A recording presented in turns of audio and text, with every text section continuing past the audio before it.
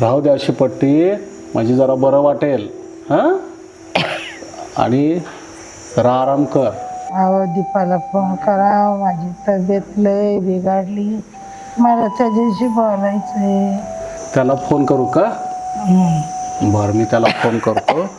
सावकाश.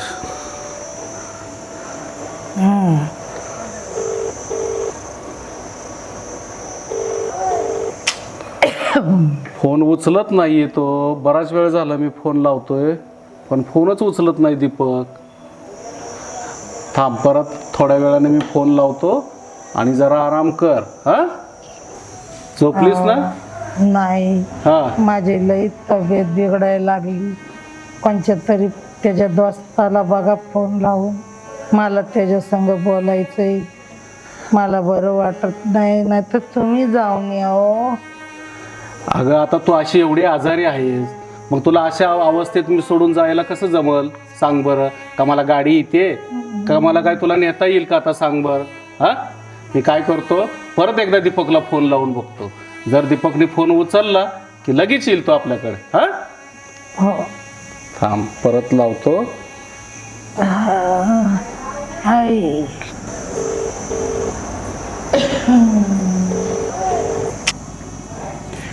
ऐक, मला वाटतं दीपक महत्वाच्या कामात असेल, त्याशिवाय तो येणार असं नाही. पण फोन बी उचलं नाही, काहीतरी कामात असल्यामुळे त्याला फोन उचलता येत नसेल. एक काम करतो मी, त्याचा दोस्त आहे ना, त्याचा लई जवळचा दोस्त आहे, त्याला मी फोन लावून बघतो. त्यानं तर उचलल फोन, मग आपल्या दीपकला सांगल. हा, बघा बघा लवकर.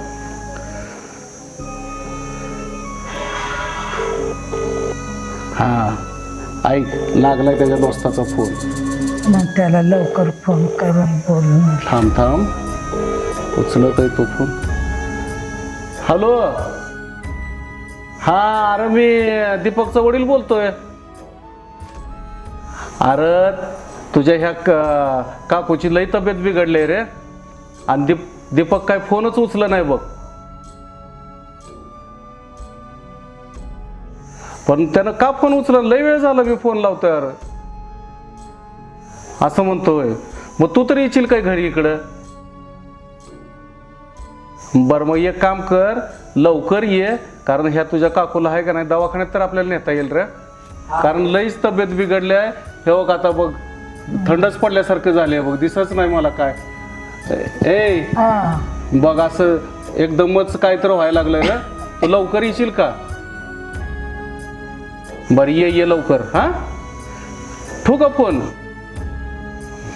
बघ, दीपकचा दोस्त येतो म्हणलाय. हा, कसे आहेत फोटो?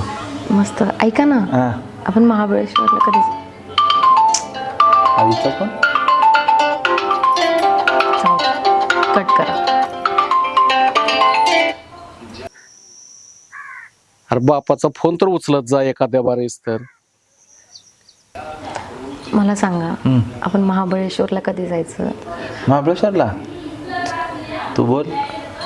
त्यावेळेस आईना सारखीच फोन करते. बोलतो. त्यानंतर मला कुठे जायचं होतं तुला? महाबळेश्वर. महाबळेश्वरला? आणि मला घरी पण जायचंय. घरी?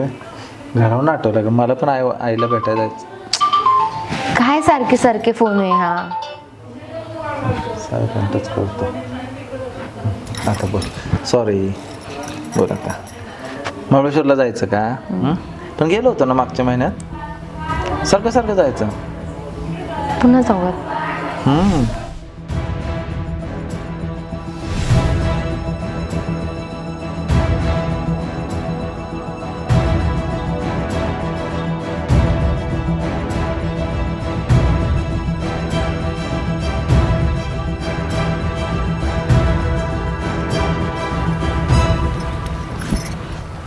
त्यांना सांगितलं ना तयारीत राहायला. हो बोलले मी, ते थांबलेत पुढं. आता मला जायचंय मागून.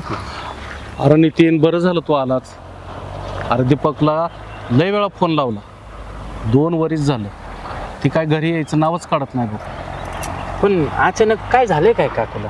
अरे लय आजारी आहे तुझी काकू, काय सांगायचं. सारखी म्हणते दीपकला फोन लावा, त्याला बोलवा. मला लय बघू वाटायला लागलंय, आणि माझं काय आता काय खरं नाही. पण दीपकला फोन केला की दीपक काय फोन उचलत नाही आणि फोन वाजून वाजून मग तिला काहीतरी सांगावं लागतं येणार आहे म्हणून. मग आता कुठवर तिला खोटं सांगायचं मी सांग बरं. बरं दीपक तर करतोय काय? हा अण्णा एवढं काय माहित नाही बघा. बायकोचं आणि त्याचं काय भांडण नाही काय नाही. कामाचे काम ठेवतोय पण काकूला भेटायला यायला पाहिजे त्याने. अरे ते तुला किती बार सांगितलं मी त्याला की दीपकला की बाबा एक बार तर ये. आता 2 वर्ष होऊन गेलं. 2 वर्षात एक बार फोन केला नाही ना येणं झालं नाही त्याचं. मग कसं करायचं सांग बरं मी. हा एक काम करा, मी जरा हिला ना त्या पाटलांची तर सोडतो, ते जरा दवाखान्यात जाणार आहे. हीच म्हणत होते की काकूला भेटो. पण जरा दवाखान्यात आलो की मग काकूला हिला पण भेटवतो. मी काय म्हणतो, मी दीपककडे जातो. मला वाटत नाही तो फोन उचलेल म्हणून. त्याला जरा समजून सांगतो आणि त्याला घेऊन येतो मी. हे बघ नितीन, मला काय दवाखान्यात न्यायला तिला येत नाही ना, मला गाडी चालवायला येत नाही, काय नाही. मला कोणाचा आधार आहे करत सांग बरं. हा आज ती आहे म्हणून मी आहे. हा ती जर गेली उद्या मी मला कोण बघणार आहे सांग बरं. आम्ही आहे का अण्णा? अरे तू आहे म्हणून कुठं तर मी तुला फोन लावतोय, तुला बोलवतोय, कुठं तर तू मदतीला माझ्या येतोच सांग बरं. मदत काय अण्णा? अरे पण मला कोण आहे रे सांग बरं. हा मी नका टेन्शन घेऊ, मी दीपकला बोलतो. मी जाते पाटलांकडे दवाखान्यात. तुम्ही आबांबरं जावा काकीला बघायला. हां तुमची त्यांना जास्त गरज आहे. अगं पण मला सोडावता लागेल ना. नाही मी जाते. कुठं लय लांब आहे तेव्हा मी जाऊन येते. तुम्ही जावा त्यांच्याबरोबर. हां चालेल. मी येते. काकीची काळजी घ्या. हां येते. फोन कर मला. हां करते. हां बरं झालं बघ. मी काय करतो, मी जातो दीपककडे. हां मला वाटतं दीपक आता गावात असेल, आता घरी तरी असेल. मी त्याला बोलतो आणि त्याला घेऊन येतो मी. काय बी कर बघ नितीन, त्या दीपकला आणल्याशिवाय नाही चैन पडणार मला. मी आणतो. तुम्ही टेन्शन, तुम्ही काकू पैसे थांबा, तिथं कोण नाही घरी. हां मी आलोच.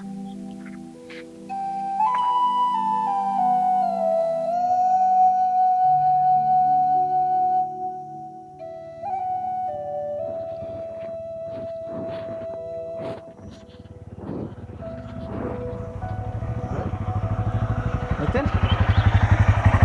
कुठं आहे तू? कुठं आहे काय? ऑफिसला गेलो होतो. अरे 8 फोन लावले दीपक मी तुला. अरे बिझी होतो. मीटिंगमध्ये असल्या फोन उचलतं का कोण? आपण एखादा फोन उचलायला काय होतंय? अरे मीटिंगमध्ये होतो बाबा. बोल काय म्हणतो? एवढं काय त्यात असं 8 फोन मारण्यासारखं घडलंय? असं काही नाही, पण आई वडील बी तुला फोन करतात. तुमच्या अण्णाने किती फोन केल्यात तुला? बघ ते आई वडिलाचं गारण नको सांगू मला. अरे 25 दिवसात फोन असतात त्यांचे. उचलून बोलाय काय प्रॉब्लेम आहे तुला? अहो काय भाऊजी, सारखंच फोन असतं का? एवढी काळजी कुठं करतात का? 1-2 फोन ठीक आहे, 10-20 फोन करतात का? माझे पण आई बाप आहेत ना. आणि फोन केल्यावर काय बोलते? जेवला का? खाल्ला का? पाणी पिलंस का? आता काय मी लहान का राहिलोय का? अरे दीपक, पण आई वडिलांनी फोन केला, एक फोन उचलावा माणसाने.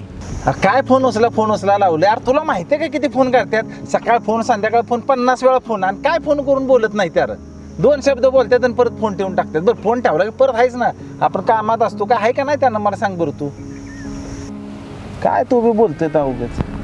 दीपक मला एक सांग, हा तुझ्या सासऱ्याने तुझ्या सासूने तुला आतापर्यंत किती फोन लावले? किती फोन करतात? नाही करत ते का कधी नाही असतो करत? फोन.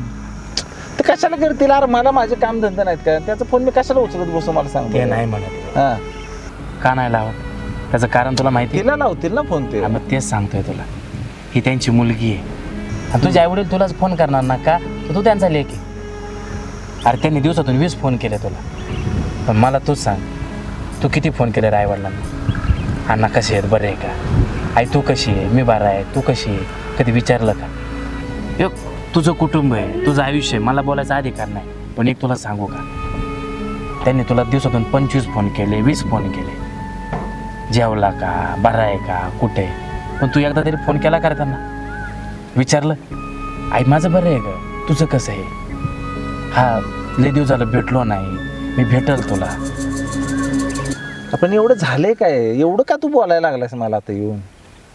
अरे बोलायचं कारण आहे दीपक. काय झालं सांगशील का नाही? जे आई वडील तुला दिवसातून 5 फोन लावायचे, ते आई वडील तुला 20-20 फोन लावत असताना त्याच्या मागे काहीतरी कारण असेल. पण झाले काय सांगशील का नाही? एवढं काय सिरियस झाल्यासारखं काय बोलायला लागलायस? हे बघ दीपक, आई वडील आयुष्यात एकदाच असतात. आई वडील नावाची सावली एकदा जीवनातून गेले ना, या गावात आपल्याला कोणी किंमत देत नाही. तुझ्या आईला आजारी आहे ना, काय म्हणतोस तू? हातोरणात पडू नये. आणि दिवसातून तिच्यात एकच स्वप्न आहे माझ्या दीपकला मला डोळं भरून पाहिजे. माझ्या दीपकसोबत मला एक घास खायचा आहे. माझ्या दीपकला हातात हात घ्यायचा आहे. पण आमच्या दीपकला वेळ कुठे आहे? आमचा दीपक मीटिंगमध्ये, आमचा दीपक वहिनी बरोबर. अरे मला माहित नव्हतं रे. एक काम कर, कुठे आहे? घरीच आहे ना? ए चल जाऊया आपण घरी. हा चल, तू पण चल. जा तुम्ही आईकडे पहिलं. हा हो वहिनी, मी आलोच.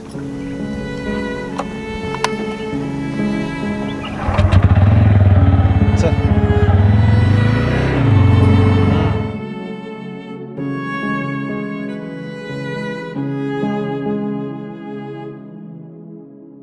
अंग टाकू नको. आता फोन केलेला आहे दीपकला, येतोय दीपक. हां नितीनला सांगितलं होतं मी, दीपकला सांग. हां बस सावकाश बस. थांब थांब थांब थांब. हां सावकाश पडशील. हां काही पाणी आणू का? हां नको. बर आता जरा ऊन येतंय. अण्णा अण्णा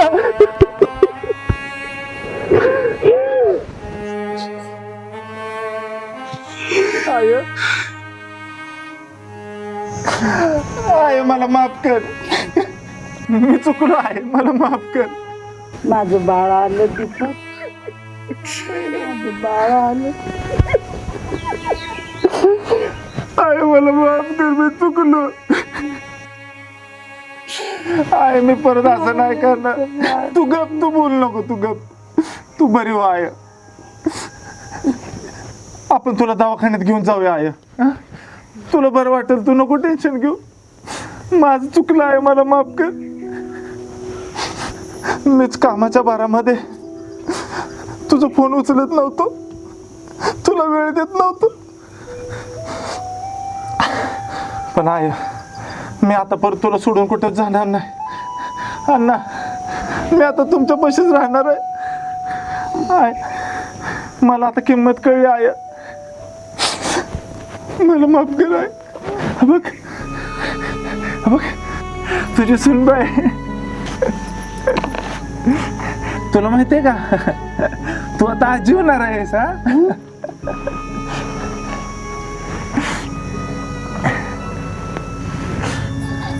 अण्णा अण्णा मला माफ करा.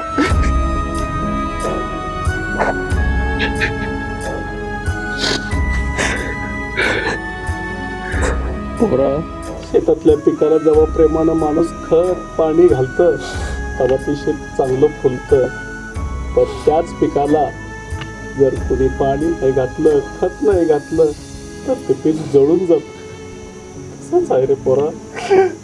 अण्णा मला माफ कर, मी तुम्हाला वेळ नाही देऊ शकलो.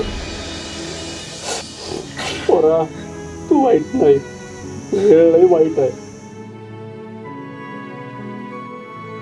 आता वेळ किती पण वाईट असू दे, पण तुम्ही आई आणि आपलं कुटुंब आपण कायम सोबतच राहायचं.